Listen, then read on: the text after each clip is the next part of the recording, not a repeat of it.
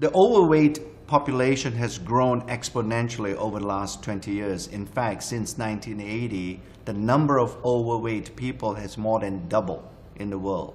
And we really feel like we can contribute to the science in this area, especially leveraging from the science that we've been involved in the last few years, specifically gene expression science and our relationship with LifeGen Technologies, the ability previously to measure aging at the genetic level, and now to be able to screen for ingredients that may have an impact on gene expression that may be relevant in the weight management area.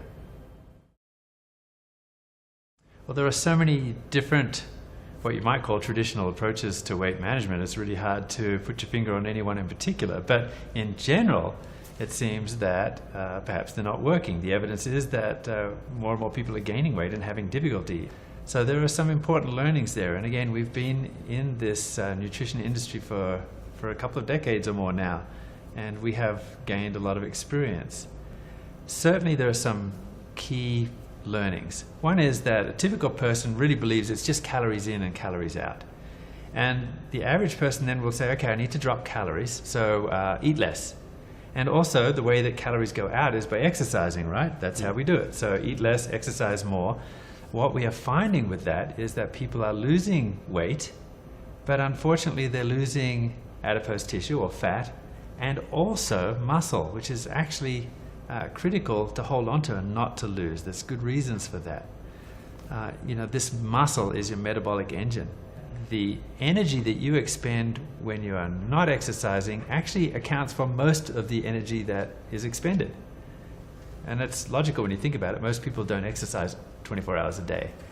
So we need to pay attention to your metabolism while you're resting, and that means maintain lean muscle. The right approach will actually help you to maintain lean muscle mass. It's not just about calories in and calories out anymore. And that's correct, Mark, because I think the key thing to remember is that in a weight management program, it's not just about weighing yourself on a scale, because that doesn't tell you whether you are preserving at the minimum lean muscle. I believe that gene expression science is an important advance in our understanding of weight management.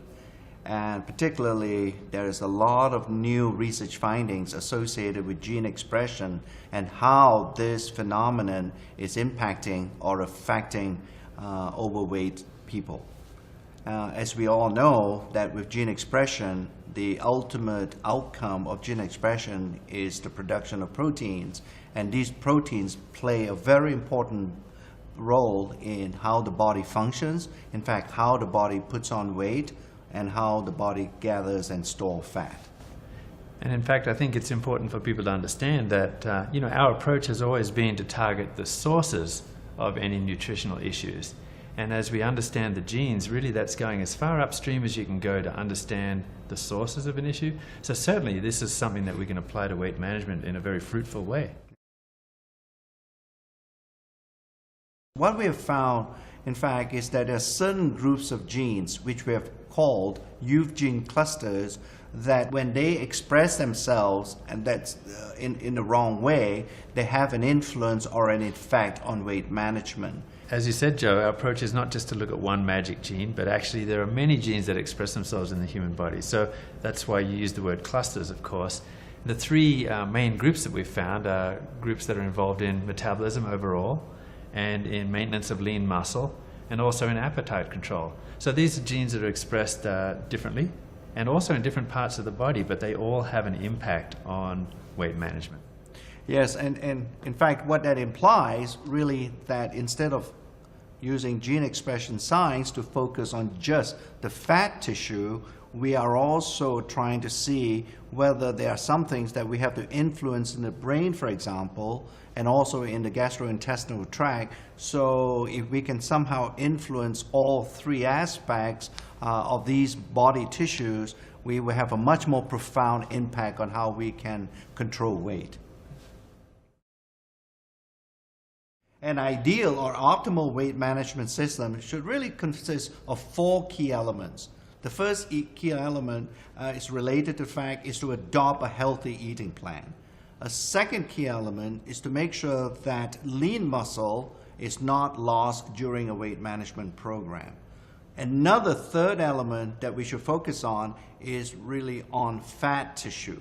You know, when you lose weight, all that loss of weight should come from fat and no other tissue from your body, so that we can shape better, i.e. that our body composition reaches a healthy level, so you look better in front of a mirror and not just getting on a scale. And finally, the fourth element would be related to the fact that you should adopt a healthy exercise program. But in order to understand those key points better, it's nice to know what's going on in the body and in the cells. And gene expression science actually helps us to get a handle on that. What's going on in the adipose tissue? What's going on in the muscle? Are you eating the right kinds of food? Are you maintaining your lean muscle mass? Is this the right approach? An understanding of gene expression science can help to bolster our understanding about how we manage our weight. What we eat during a weight management program turns out to be incredibly important. The quality of the food that you're eating, but not just that, not even just the proportions, but actually the right kind of macronutrient in terms of whether it's protein, fat, or carbohydrate, and also spread out properly during the day. So you need to have a certain amount minimum of protein, for example, to maintain an amino acid pool in your body that's going to help you maintain muscle mass. It's going to be anabolic because it's actually helping to maintain the lean muscle tissue. And you can't overstate the importance of maintaining that lean tissue because that's your metabolic engine. And that's the problem with a lot of traditional diets, is you lose that muscle mass so that by the time your diet is over, you've lost some of that metabolic engine. That means that the calories that you're eating are not being expended in the same way that they were. You cannot sustain a diet. Diets are not sustainable. Our program consists of an eating plan which is sustainable, that you can adopt for the rest of your life.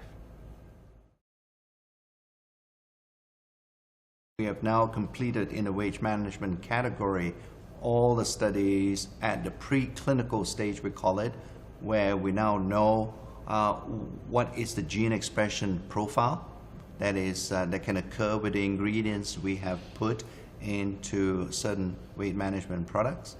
And we have now advanced to a stage where we are understanding how weight management happens in a clinical study. We've just completed fairly recently a study that had about 70 people in it, about 2/3 of those women, and we're able to present those data at a recent very large meeting of scientists called Experimental Biology in Boston this year, and that was interesting.